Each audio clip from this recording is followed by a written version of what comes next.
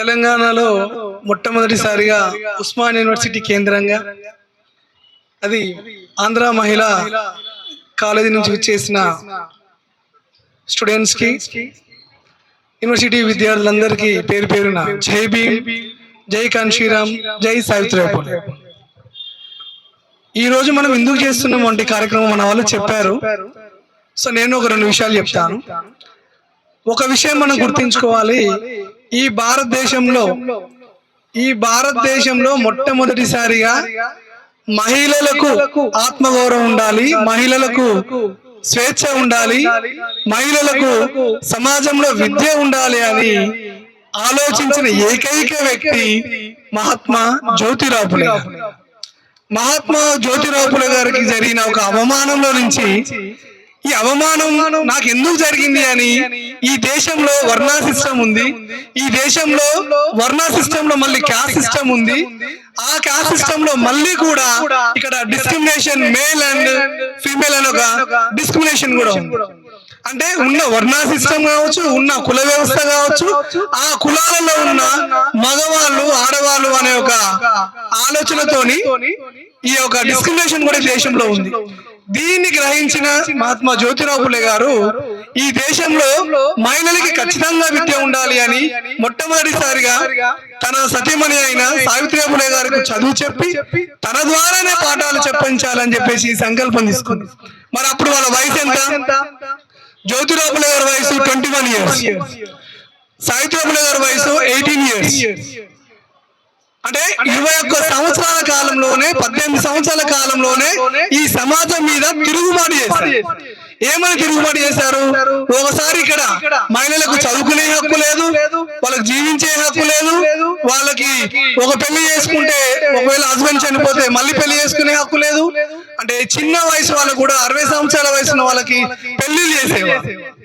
పెళ్లి చేసి ఒకవేళ వాళ్ళ వయసు అయిపోయి చనిపోతుంటే సతీ సహగమనం అనే పేరు మీద కూడా అవమానించేవారు. ఒకటి కాదు, రెండు కాదు, అనేక అవమానాలు. అమ్మాయి ఇంట్లో నుంచి బయటికి రాకూడదు, కన్న తండ్రికి తప్ప తన మొహం ఎవరికి చూపించకూడదు. మీరు చాలా మూవీస్ లో చూడండి, వెంకటేష్ మూవీస్ లలో, కొన్ని పాత మూవీస్ లలో అమ్మాయిలను బయటికి రానివ్వరు. అంటే ఒక హిస్టారికల్ గా ఉన్న సిస్టమ్. ఇలాంటి సిస్టమ్ లో ఎప్పుడైతే బ్రిటిష్ గవర్నమెంట్ ఇండియాకి వచ్చిందో, ఆ బ్రిటిష్ గవర్నమెంట్ ద్వారా మిషనరీ స్కూల్స్ కావచ్చు, మిగతాది కావచ్చు, అందులో చదువుకున్న జ్యోతిరావు ఫులే గారు ఈ సమాజంలో మహిళలు ఉన్నారు, వాళ్ళు జంతువులు కాదు, వాళ్ళు ఈ సమాజంలో బానిసలు కాదు, ఈ సమాజంలో వాళ్ళకు ఒక పాత్ర ఉంది, వాళ్ళకి జీవించే హక్కు ఉందని మొట్టమొదటిసారిగా ఆలోచించి తన భార్యకి చదువు చెప్పి తననే టీచర్ గా మార్చి తన ద్వారా విద్యను చెప్పించిన వ్యక్తి మన మహాత్మా జ్యోతిరావు ఫులే గారు. మరి మహాత్మా జ్యోతిరావు ఫులే గారి అడుగుజాడలోనే ఎన్ని అవమానాలు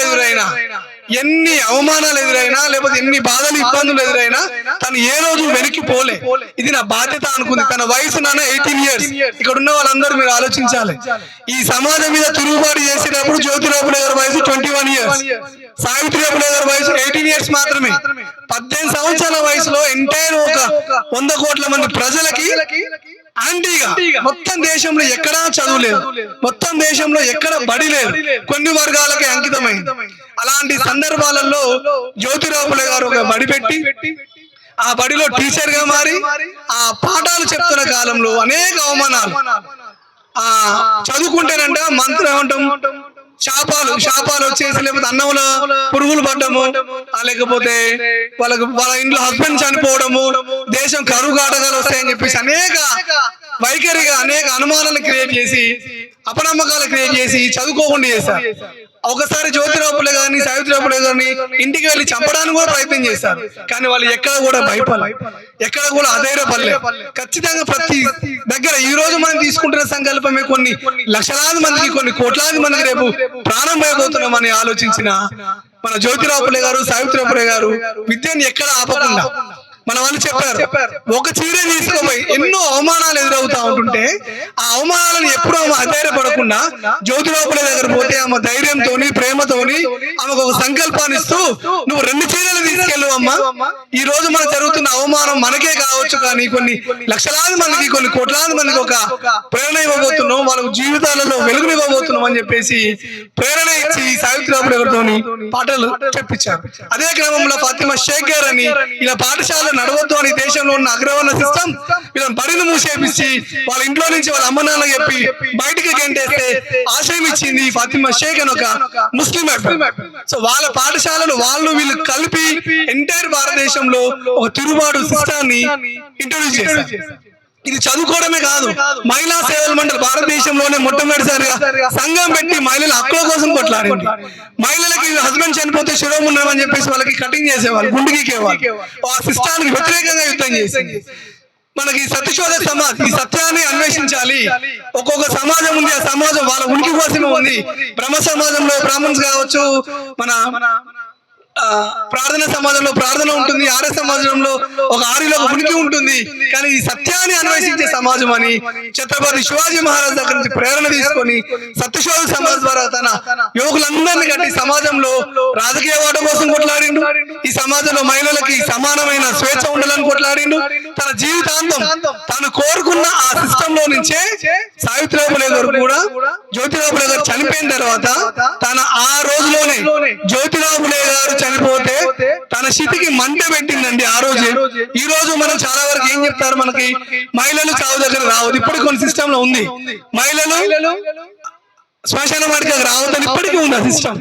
అలాంటి టైంలోనే జ్యోతిరావు ఫులే గారికి తను కార్యక్రమాలు చేసి తాను చనిపోయిన తర్వాత ఒక ప్లేగు వ్యాధి వచ్చి ప్రజలందరూ దూరంగా పెట్టి చనిపోతున్నా పట్టించుకొని ఆ సమాజం నుంచి బయటికి వచ్చి తను మొత్తం సేవ చేసి మన మదర్ టెరెసా గురించి చెప్తారండి. Because due to Savitribai Phule today I am here. I appreciate her. She fought against education. She is known as the first woman teacher. She opened first school in Pune in Bhidewada. I appreciate her dedication, and she fought against us. And when she was going to school, उसके ऊपर चीकड़ फेंका जाता था school न जाने के लिए. फिर महिला क्यों पढ़ना चाहती है, इसके लिए उन्होंने बहुत अन्याय सहन किया और महिलाओं के लिए उन्होंने लड़ा. उनके लिए मैं ज्योतिराव फुले कहते थे, मती विना नीती गेली, नीती विना वित्त गेले, वित्त विना शूद्र खसले, इतके अनर्थ एका अविद्येने केले. म्हणूनच म्हणते शिका, संघटित व्हा. थँक्यू. వ్యాప్తంగా ఐక్యరాజ్య సమితి అంతర్జాతీయ మహిళా దినోత్సవ కార్యక్రమాన్ని ఏర్పాటు చేసింది గత కొన్ని సంవత్సరాలు. ప్రపంచంలో ఉన్నటువంటి ప్రతి దేశం అంతర్జాతీయ మహిళా దినోత్సవాన్ని సెలబ్రేట్ చేసిన మార్చి 5. మన దేశంలో కూడా అంతర్జాతీయ ఉమెన్స్ డేని సెలబ్రేట్ చేసింది. కానీ ఆ రోజు మరి ముఖ్యంగా మన భారతదేశంలో ఏ ఉమెన్ ని రోల్ మోడల్ గా తీసుకొని అంతర్జాతీయ ఉమెన్స్ డే చేయాలి అంటే కేవలం ఒక్కరోజు సదస్సులకు పరిమితమై బ్యానర్లు కట్టి కేవలం వేదికల మీద పెద్ద పెద్ద ఉపన్యాసాలు ఇస్తూ స్త్రీ అంటే సృష్టికర్త, స్త్రీ అంటే లోకం లేదు అని పెద్ద పెద్ద మాటలు మాట్లాడుతున్నాం. అది ఆ ఒక్కరోజు మాత్రమే పరిమితం అవుతాం. అందుకని ఈ రోజు భారతదేశంలో స్త్రీ విద్య కోసం, స్త్రీ విముక్తి కోసం పోరాడినటువంటి మొట్టమొదటి వ్యక్తి సావిత్రిబాయి ఫులే. స్త్రీలంటే కేవలం ఒంటింటికే మాత్రమే పరిమితం కావాలి, స్త్రీ అంటే కేవలం పడక గదికి మాత్రమే ఉండాలి, పిల్లలు మాత్రమే కనాలి అని కొన్ని విలువలను సృష్టించింది ఈ సమాజం. ఆ విలువలన్నింటినీ ఛేదించి అసమానతలను రూపుమాపినటువంటి వ్యక్తి సావిత్రిబాయి ఫులే.